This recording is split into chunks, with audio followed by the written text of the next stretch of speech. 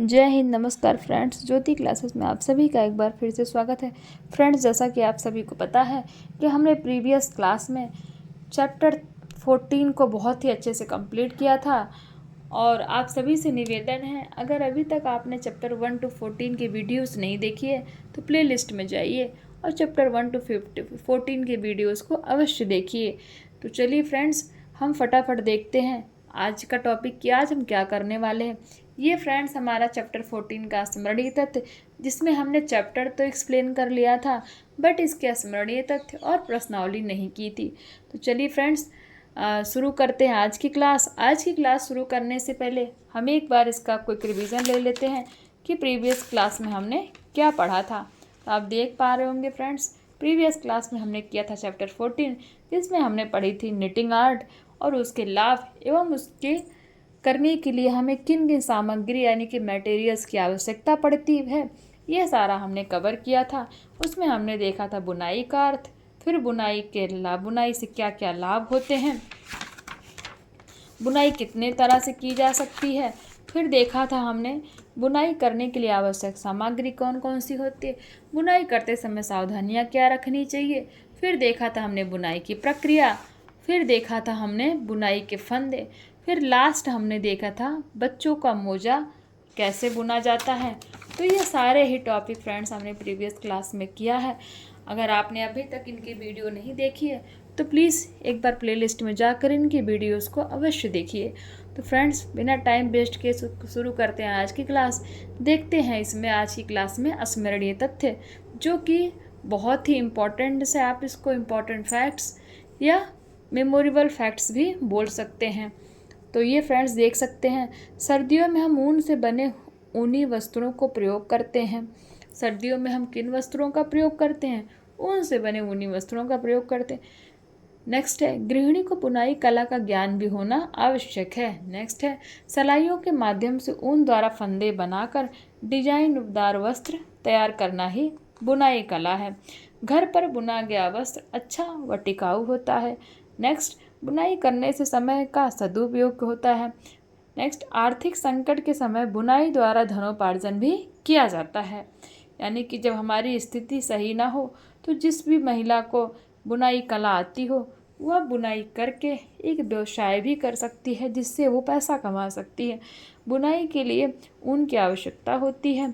तैयार स्वेटर को सिलने के लिए सुई की आवश्यकता होती है। क्रोशिया के द्वारा भी बुनाई की जाती है। सलाइयाँ 9 से 14 नंबर की होती हैं। गले और बाहें बनाने के लिए फंदे को क्या किया जाता है? घटाया जाता है। फ्रेंड्स, ये थे इस चैप्टर के कुछ स्मरणीय तथ्य यानी कि मेमोरेबल फैक्ट। अब देखते हैं इसकी प्रश्नावली, जिसमें देखेंगे हम बहुविकल्पीय। हम ऊनी वस्त्र पहनते हैं। ऊनी वस्त्र कब पहनते हैं फ्रेंड्स? तो गर्मी में, सर्दी में, बसंत ऋतु में या फिर उपर्युक्त सभी में। तो आप देख पा रहे होंगे और सभी को पता है कि ऊनी वस्त्र हम कब पहनते हैं? सर्दी में पहनते हैं। बुनाई की जाती है सलाइयों से, क्रोशिए से या उपर्युक्त दोनों। तो फ्रेंड्स, इसका आंसर हो जाएगा उपर्युक्त दोनों, यानी कि दोनों से की जाती है। नेक्स्ट है, छोटे बच्चों के लिए ऊन का उपयोग करना चाहिए। गहरे रंग का, हल्के रंग का, काले रंग का या इनमें से कोई नहीं। तो प्रीवियस क्लास में हमने पढ़ा था कि गहरे रंग का उपयोग किया जाना चाहिए। देखते हैं रिक्त स्थान। हम शरीर को डैश के लिए वस्त्र धारण करते हैं। तो किस लिए धारण करते हैं? यानी कि शरीर की रक्षा के लिए क्या करते फ्रेंड्स? वस्त्र धारण करते हैं, या शरीर को ढकने के लिए भी आप बोल सकते हो। बुनाई करने से समय का क्या होता है? तो हमारा समय का सदुपयोग होता है। बुनाई करते समय क्या होता है? समय का सदुपयोग होता है। बुनाई करते समय हाथ क्या होने चाहिए? हाथ साफ होने चाहिए। कैसे होने चाहिए? आप साफ स्वच्छ कुछ भी बोल सकते हो। वस्त्र व्यक्ति की डैश किसके अनुसार होना चाहिए? वस्त्र व्यक्ति की नाप के अनुसार होना चाहिए। वस्त्र व्यक्ति की नाप के अनुसार होना चाहिए। आवश्यकता के अनुरूप ही डैश, आवश्यकता के अनुरूप ही डैश क्या करना चाहिए? ऊन का चुनाव करना चाहिए। ऊन का चुनाव करना चाहिए। तो ये था फ्रेंड्स हमारा रिक्त स्थान। देखते हैं सही गलत। सलाइयाँ 3 प्रकार की होती हैं। तो ये स्टेटमेंट क्या हो जाएगा, ये स्टेटमेंट हो जाएगा फ्रेंड्स गलत हो जाएगा। यानी कि सिलाइयाँ 3 प्रकार की नहीं होती हैं। हाथ की बुनाई में मशीन की अपेक्षा अधिक समय लगता है, तो ये स्टेटमेंट क्या हो जाएगा, सही हो जाएगा।